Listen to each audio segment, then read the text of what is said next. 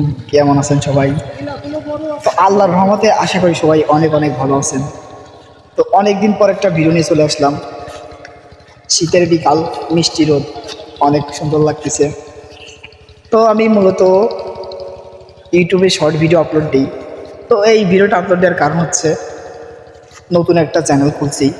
এই ভিডিওটা যার সামনে যাবে দয়া করে একটা সাবস্ক্রাইব করে দিবেন।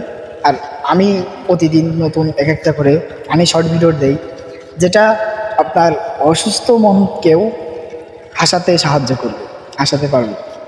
এখন আমি যে এগুলো শর্ট ভিডিও দেই, আপলোড দেই, তা আপনাদের কাছে কেমন লাগে একটু কমেন্ট করে জানাবেন।